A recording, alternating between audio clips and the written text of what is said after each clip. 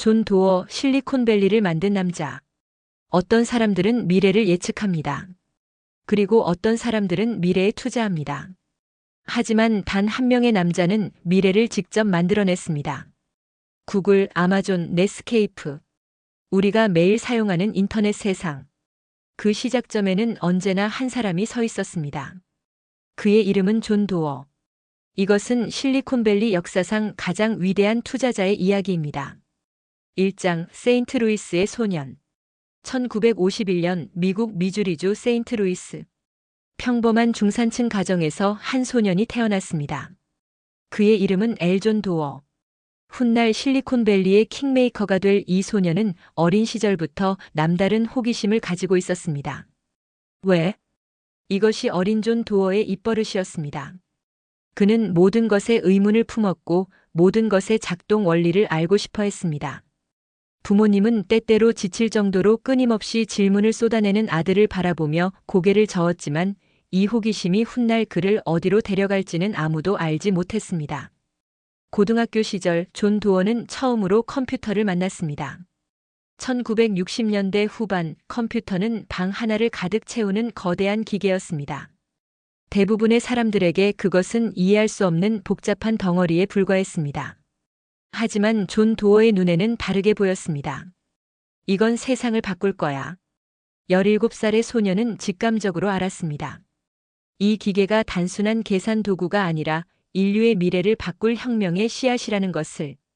존 도어는 라이스 대학교에 진학하여 전기공학을 전공했습니다.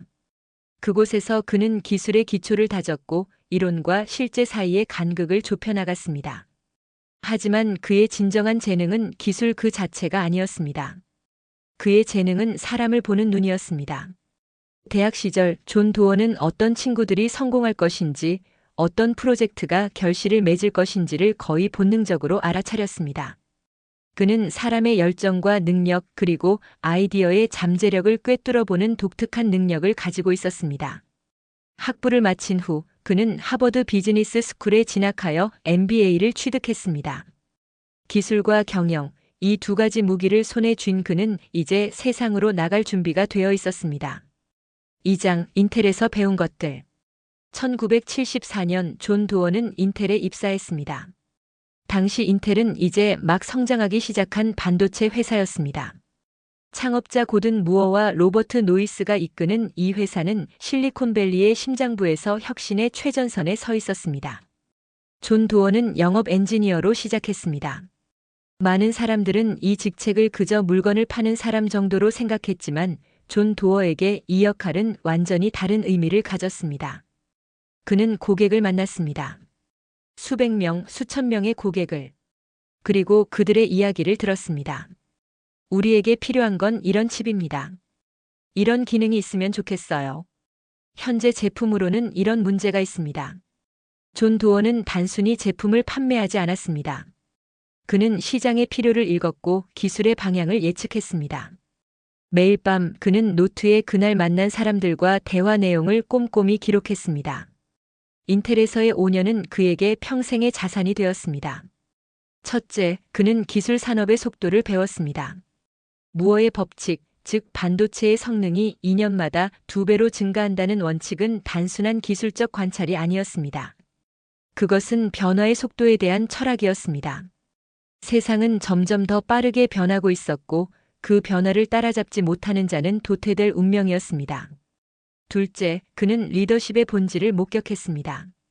앤디 그로브, 훗날 인텔의 전설적인 CEO가 될 그 남자의 리더십 스타일은 존 도어에게 깊은 인상을 남겼습니다. 그로브는 명확한 목표를 설정하고 모든 에너지를 그 목표에 집중시켰습니다. 낭비되는 시간은 없었고 모호한 방향도 없었습니다. 이것이 훗날 존 도어가 전파하게 될 OKR의 원형이었습니다. 하지만 5년이 지나자 존 도어는 조바심을 느끼기 시작했습니다. 인텔은 훌륭한 회사였고 그는 성공적인 커리어를 쌓고 있었습니다. 하지만 그의 마음속에는 다른 무언가가 끓어오르고 있었습니다. 그는 남의 회사에서 일하는 것이 아니라 세상을 바꿀 회사들을 직접 발굴하고 싶었습니다. 1980년 존 도어는 인생의 가장 중요한 결정 중 하나를 내렸습니다. 인텔을 떠나 벤처 캐피털 회사인 클라이너 퍼킨스에 합류한 것입니다. 3장 클라이너 퍼킨스, 꿈의 시작. 클라이너 퍼킨스. 이 이름은 실리콘밸리 역사에서 가장 전설적인 벤처 캐피털 회사를 의미합니다. 1972년 유진 클라이너와 톰 퍼킨스가 설립한 이 회사는 당시 이미 업계에서 독보적인 명성을 쌓고 있었습니다. 존 도어가 합류했을 때 클라이너 퍼킨스는 새로운 피를 필요로 하고 있었습니다. 기술을 이해하면서도 시장을 읽을 수 있는, 그리고 사람을 볼 줄 아는 인재를. 존 도어는 완벽한 적임자였습니다. 하지만 시작은 쉽지 않았습니다. 벤처 캐피털의 세계는 그가 알던 것과는 완전히 달랐습니다. 영업 엔지니어로서 그는 이미 존재하는 제품을 팔았습니다. 하지만 벤처 캐피털리스트로서 그는 아직 존재하지 않는 것에 베팅해야 했습니다. 수십 명의 창업자들이 그의 사무실 문을 두드렸습니다. 우리 아이디어는 혁명적입니다. 이 기술은 세상을 바꿀 겁니다. 5년 안에 10배 성장할 수 있습니다. 모두가 자신만만했고 모두가 열정적이었습니다. 하지만 대부분은 실패할 운명이었습니다. 존 도어의 과제는 명확했습니다. 그 수많은 가능성 중에서 진짜를 찾아내는 것, 모래사장에서 금을 골라내는 것처럼 허상과 현실을 구분해내는 것. 그는 나름의 원칙을 세웠습니다. 첫째, 시장의 크기를 본다. 아무리 훌륭한 제품이라도 시장이 작으면 의미가 없었습니다. 둘째, 창업자의 눈을 본다. 기술은 배울 수 있지만 열정은 타고나는 것이었습니다. 진짜 혁신가는 눈빛이 달랐습니다. 셋째, 타이밍을 본다. 너무 빠르면 시장이 준비되지 않았고 너무 늦으면 경쟁에서 밀렸습니다. 완벽한 타이밍은 성공의 절반이었습니다. 1982년 존 도어는 첫 번째 큰 성공을 맛보았습니다. 선 마이크로시스템즈. 스탠퍼드 대학교에서 시작된 이 스타트업은 워크스테이션 컴퓨터를 만들고 있었습니다. 창업자 비노드 코슬라와 스콧 맥닐리를 만난 존 도어는 즉시 알아차렸습니다. 이들은 진짜였습니다. 그는 과감하게 투자를 결정했습니다. 선 마이크로시스템즈는 폭발적으로 성장했고 수년 만에 수십억 달러 가치의 기업이 되었습니다. 존 도어의 투자금은 수백 배로 불어났습니다. 하지만 이것은 시작에 불과했습니다. 더 큰 파도가 오고 있었습니다. 4장 인터넷 혁명의 서막, 넷스케이프. 1994년 세상은 변하고 있었습니다. 월드 와이드 웹이 등장했습니다. 아직 대부분의 사람들에게 인터넷은 낯선 개념이었습니다. 전화 모뎀을 통해 접속하는 느린 네트워크, 텍스트 위주의 투박한 인터페이스. 그것이 당시 대중이 아는 인터넷의 전부였습니다. 하지만 존 도어는 물밑에서 거대한 지각 변동이 일어나고 있음을 감지했습니다. 일리노이 대학교에서 놀라운 소식이 들려왔습니다. 마크 앤드리슨이라는 22살의 청년이 모자이크라는 웹 브라우저를 개발했다는 것이었습니다. 이 브라우저는 인터넷의 그래픽 인터페이스를 입혔고 일반인도 쉽게 웹을 탐색할 수 있게 해주었습니다. 존 도어는 직감적으로 깨달았습니다. 이것이 인터넷을 대중화시킬 열쇠다.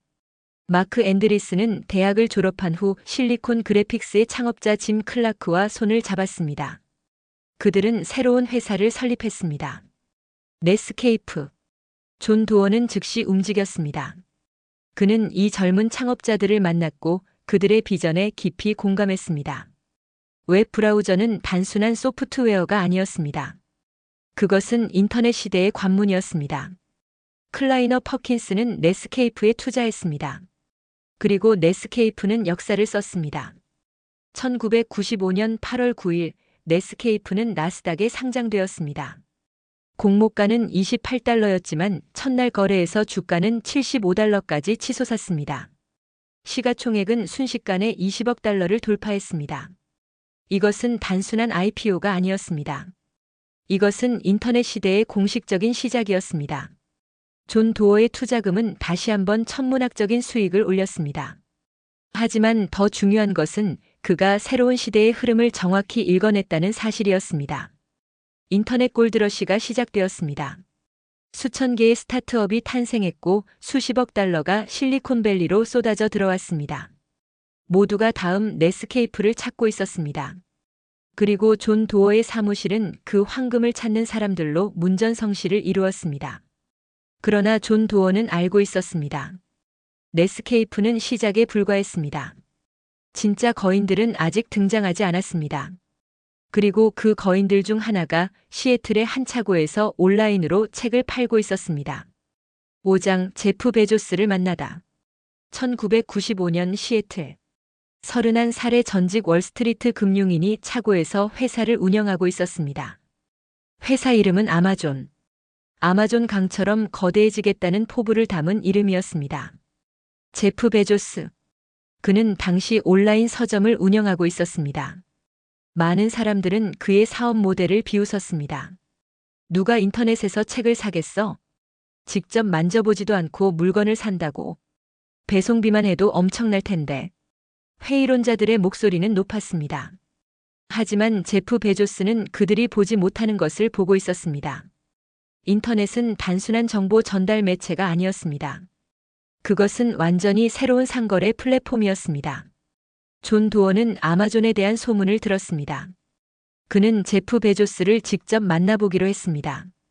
첫 만남에서 존 도어는 베조스에게서 특별한 무언가를 감지했습니다. 그것은 단순한 열정이 아니었습니다.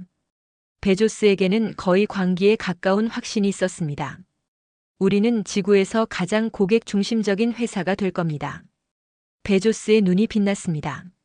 그 눈빛에서 존 도어는 수십 년 전 자신이 보았던 것과 같은 열정을 발견했습니다. 하지만 존 도어를 더욱 사로잡은 것은 베조스의 장기적 사고방식이었습니다. 분기 실적은 중요하지 않습니다. 우리는 10년, 20년 후를 바라봅니다.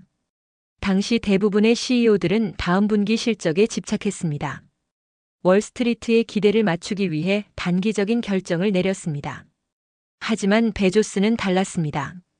그는 이익을 내는 대신 끊임없이 재투자했습니다. 고객 경험을 개선하고 물류 인프라를 구축하고 새로운 사업 영역으로 확장했습니다. 존 도어는 결정을 내렸습니다. 클라이너 퍼킨스는 아마존에 투자했습니다. 존 도어는 아마존 이사회에 합류했습니다. 그리고 아마존은 성장하기 시작했습니다. 책에서 시작하여 음악, 전자제품, 의류, 그리고 상상할 수 있는 모든 것으로 확장했습니다. AWS 클라우드 서비스를 출시하며 기술 인프라 시장까지 장악했습니다. 20여 년이 지난 오늘날 아마존은 시가총액 1조 달러를 넘나드는 거대 기업이 되었습니다. 제프 베조스는 한때 세계 최고의 부자가 되었습니다. 그리고 존 도어의 초기 투자는 역사상 가장 수익성 높은 투자 중 하나로 기록되었습니다. 6장 차고의 두 청년 구글의 탄생. 1998년 실리콘밸리. 스탠퍼드 대학원생 2명이 검색 엔진을 만들고 있었습니다. 레리 페이지와 세르게이 브린. 당시 검색 엔진 시장은 이미 포화 상태였습니다. 야후, 알타비스타, 라이코스, 익사이트. 수많은 경쟁자들이 존재했습니다. 새로운 검색 엔진이 성공할 가능성은 거의 없어 보였습니다. 하지만 레리와 세르게이는 다른 접근 방식을 가지고 있었습니다. 그들이 개발한 페이지랭크 알고리즘은 웹페이지의 중요도를 링크 구조를 통해 평가했습니다. 다른 많은 페이지에서 링크되는 페이지는 더 중요하다고 판단한 것입니다. 이 간단해 보이는 아이디어는 검색의 품질을 혁명적으로 향상시켰습니다. 존 도어는 이 두 청년에 대한 이야기를 들었습니다. 그들은 아직 학생이었고 회사라고 부르기에도 민망할 정도로 작은 조직이었습니다. 사무실은 친구의 차고였고 직원이라곤 몇 명 되지 않았습니다. 하지만 존 도어가 그들을 만났을 때 그는 즉시 알아차렸습니다. 이들은 다르다. 레리 페이지는 조용하지만 깊은 확신을 가지고 있었습니다. 세르게이 브린은 에너지가 넘쳤고 창의적인 아이디어가 끊임없이 쏟아져 나왔습니다. 두 사람은 서로를 완벽하게 보완했습니다. 그리고 무엇보다 그들의 기술은 정말로 뛰어났습니다. 존 도어는 구글 검색을 직접 사용해 보았습니다. 다른 검색 엔진들과 비교해 봤습니다. 차이는 명확했습니다. 구글의 검색 결과는 압도적으로 정확했습니다. 하지만 당시 구글에는 문제가 있었습니다. 비즈니스 모델이 불분명했던 것입니다. 검색은 무료로 제공되고 있었고 수익을 낼 방법이 마땅치 않았습니다. 많은 투자자들이 이 점을 우려했습니다. 훌륭한 기술이지만 어떻게 돈을 벌 건가요? 레리와 세르게이는 아직 명확한 답을 가지고 있지 않았습니다. 하지만 존 도어는 다르게 생각했습니다. 먼저 사용자를 모아라. 수익 모델은 나중에 찾을 수 있다. 이것은 당시로서는 혁명적인 사고방식이었습니다. 전통적인 비즈니스 논리로는 이해하기 어려운 접근이었습니다. 하지만 존 도어는 인터넷 시대의 법칙이 다르다는 것을 알고 있었습니다. 사용자가 곧 가치였습니다. 1999년 클라이너 퍼킨스는 구글에 1250만 달러를 투자했습니다. 존 도어는 구글 이사회에 합류했습니다. 그리고 그는 구글의 단순한 자금 이상의 것을 가져왔습니다. 7장 OKR 목표의 혁명. 존 도어가 구글 창업자들에게 전해준 가장 귀중한 선물. 그것은 돈이 아니었습니다. OKR이었습니다. Objectives and Key Results. 목표와 핵심 결과. 존 도어는 인텔에서 앤디 그로브 밑에서 일하면서 이 개념을 처음 접했습니다. 그로브는 이 시스템을 통해 인텔의 수천 명 직원들을 하나의 방향으로 정렬시켰습니다. OKR의 원리는 단순했습니다. 첫째, 명확한 목표를 설정합니다. 이 목표는 영감을 주어야 하고 도전적이어야 합니다. 둘째, 그 목표를 측정 가능한 핵심 결과로 분해합니다. 숫자로 진행 상황을 추적할 수 있어야 합니다. 셋째, 이 OKR을 조직 전체에 공개합니다. 모든 사람이 서로의 목표를 알고 있어야 합니다. 넷째, 정기적으로 점검하고 조정합니다. 이것이 전부였습니다. 하지만 이 단순한 시스템은 놀라운 힘을 발휘했습니다.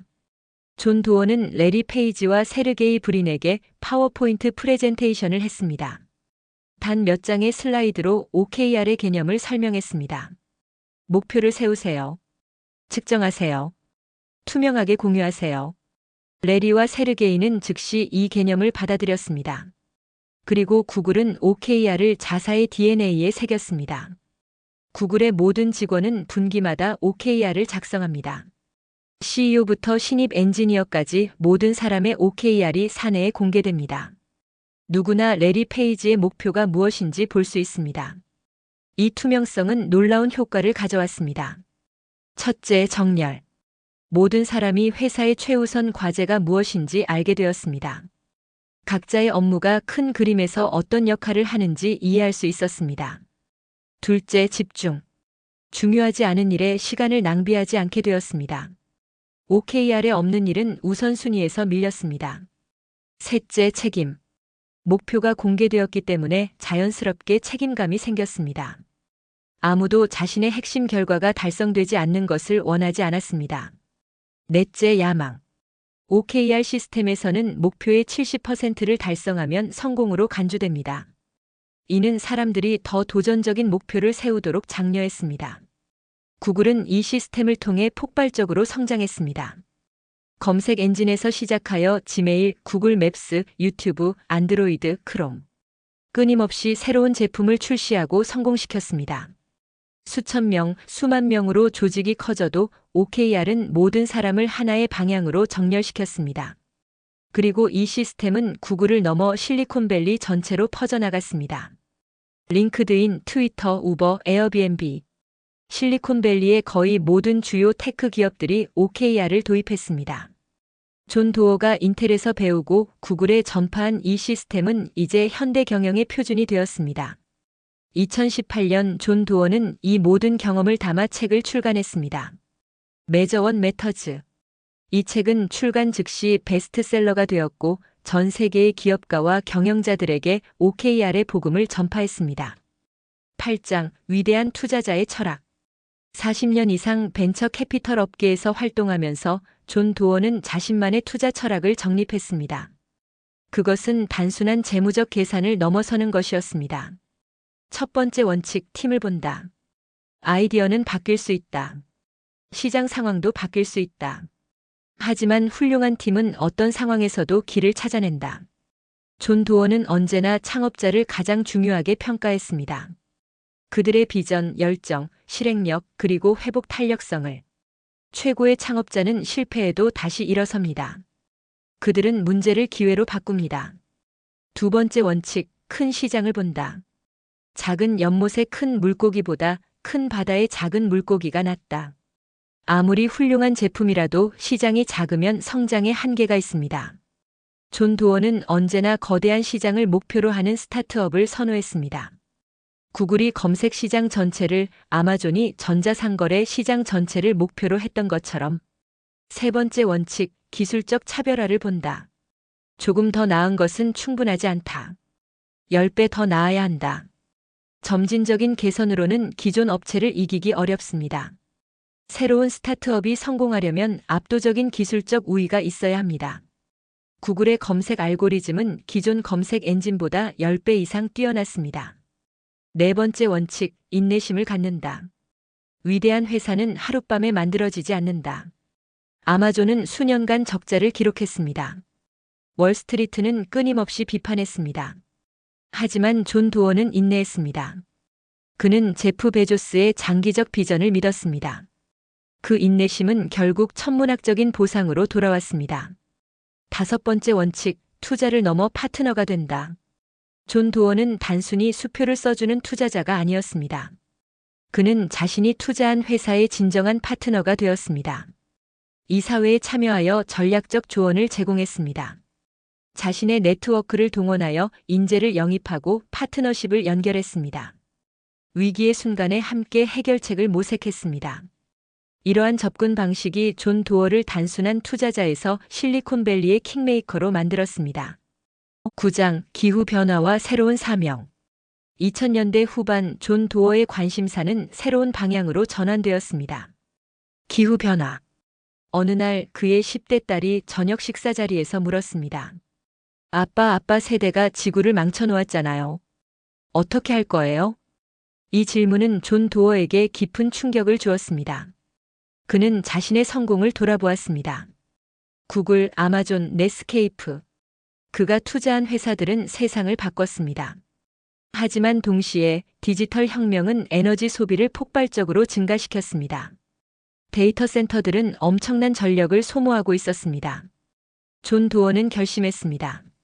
남은 커리어를 기후변화 해결에 바치겠다고. 클라이너 퍼킨스는 그린테크 펀드를 조성했습니다. 태양광, 풍력, 전기차, 배터리 기술, 친환경 소재. 다양한 분야의 기후 기술 스타트업에 투자하기 시작했습니다. 초기에는 많은 회의론에 부딪혔습니다. 그린테크는 수익성이 없어. 정부 보조금에 의존하는 산업이야. 실리콘밸리 방식이 통할 분야가 아니야. 실제로 많은 그린테크 스타트업들이 실패했습니다. 솔린드라 같은 태양광 회사의 파산은 업계 전체에 찬물을 끼얹었습니다. 하지만 존 도어는 포기하지 않았습니다. 기후변화는 인류가 직면한 가장 큰 도전이자 가장 큰 기회입니다. 그의 신념은 흔들리지 않았습니다. 그리고 시간이 흐르면서 상황은 변하기 시작했습니다. 테슬라가 전기차 시장을 혁신했습니다. 태양광과 풍력의 비용은 급격히 하락했습니다. 배터리 기술은 놀라운 속도로 발전했습니다. 각국 정부들은 탄소 중립 목표를 선언하기 시작했습니다. 존 도어가 10년 전에 보았던 미래가 현실이 되어가고 있었습니다. 2021년 그는 새로운 책을 출간했습니다. 스피드 앤드 스케일 앤 액션 플랜 포 살빙 아워 클라이머트 크라이서스 나우. 이 책에서 그는 기후변화 해결을 위한 구체적인 로드맵을 제시했습니다. OKR 방식을 적용하여 전 세계가 달성해야 할 목표와 핵심 결과를 정의했습니다. 그는 여전히 매일 아침 일어나 미래에 투자합니다. 다만 이제 그가 투자하는 미래는 단순한 기술적 진보가 아닙니다. 그것은 인류의 생존입니다. 10장 유산과 교훈. 존 도어의 이야기는 아직 끝나지 않았습니다. 70을 넘긴 나이에도 그는 여전히 현역입니다. 클라이너 퍼킨스의 회장으로서 매일 새로운 창업자들을 만나고 새로운 아이디어를 평가하고 새로운 미래에 베팅합니다. 그의 40년 경력이 남긴 교훈은 무엇일까요? 첫째, 미래를 보는 눈을 길러라. 존 도어가 성공한 이유는 남들보다 먼저 변화를 감지했기 때문입니다. 인터넷 시대가 오기 전에 넷스케이프를 보았고, 전자상거래가 폭발하기 전에 아마존을 보았고, 검색이 지배하기 전에 구글을 보았습니다. 미래는 이미 존재합니다. 다만 고르게 분포되어 있지 않을 뿐입니다. 둘째, 사람에게 투자하라. 기술은 중요합니다. 시장도 중요합니다. 하지만 궁극적으로 모든 것을 만드는 것은 사람입니다. 훌륭한 창업자는 불가능해 보이는 일을 해냅니다. 그들은 장애물을 돌파하고 팀을 이끌고 비전을 현실로 만듭니다. 사람을 보는 눈을 길러야 합니다. 셋째, 도전적인 목표를 세워라. OKR의 핵심은 스트레치 골즈, 즉 도전적인 목표입니다. 편안한 목표는 성장을 가져오지 않습니다. 약간 불가능해 보이는 목표를 세워야 합니다. 그래야 진정한 혁신이 일어납니다. 넷째, 장기적으로 생각하라. 아마존은 20년 동안 이익보다 성장을 우선시했습니다. 대부분의 사람들은 그것을 이해하지 못했습니다. 하지만 제프 베조스와 존 도어는 장기적인 가치 창출이 단기적인 이익보다 중요하다는 것을 알고 있었습니다. 인내심을 가지고 큰 그림을 보아야 합니다. 다섯째, 실패를 두려워하지 마라. 벤처 캐피털의 본질은 실패입니다. 10개 투자 중 6개는 실패하고 3개는 본전이고 1개가 대박을 칩니다. 하지만 그 1개의 대박이 나머지 모든 손실을 보상하고도 남습니다. 실패를 피하려 하면 성공도 피하게 됩니다. 여섯째, 더 큰 목적을 찾아라. 존 도어는 이미 상상할 수 없을 정도의 부를 축적했습니다. 하지만 그는 은퇴하지 않았습니다. 그는 자신의 남은 에너지를 기후변화 해결에 쏟고 있습니다. 돈을 넘어서는 목적을 찾을 때 인생은 진정한 의미를 갖게 됩니다. 에필로그. 실리콘밸리의 메인 스트리트인 샌드힐로드. 이곳에 위치한 클라이너 퍼킨스의 사무실에서 존 도어는 오늘도 다음 세대의 창업자들을 만납니다. 그들은 인공지능으로 세상을 바꾸겠다고 말합니다. 양자 컴퓨팅으로 불가능을 가능하게 만들겠다고 말합니다. 바이오테크로 질병을 정복하겠다고 말합니다. 존 도어는 그들의 눈을 봅니다. 수십 년 전 그가 레리 페이지와 세르게이 브린의 눈에서 보았던 그 빛을, 제프 베조스의 눈에서 보았던 그 확신을, 마크 앤드리슨의 눈에서 보았던 그 열정을, 미래는 이미 여기에 있습니다. 그것을 볼 수 있는 눈만 있으면 됩니다. 존 도어는 그 눈을 가진 사람입니다. 그리고 그는 그 눈을 통해 우리 모두의 미래를 만들어 왔습니다. 구글에서 무언가를 검색할 때, 아마존에서 물건을 주문할 때 우리는 한 남자의 비전이 현실이 된 세상을 살고 있습니다. 이것이 존 도어의 이야기입니다. 실리콘밸리를 만든 남자, 미래에 투자하는 남자, 그리고 그의 이야기는 아직 끝나지 않았습니다.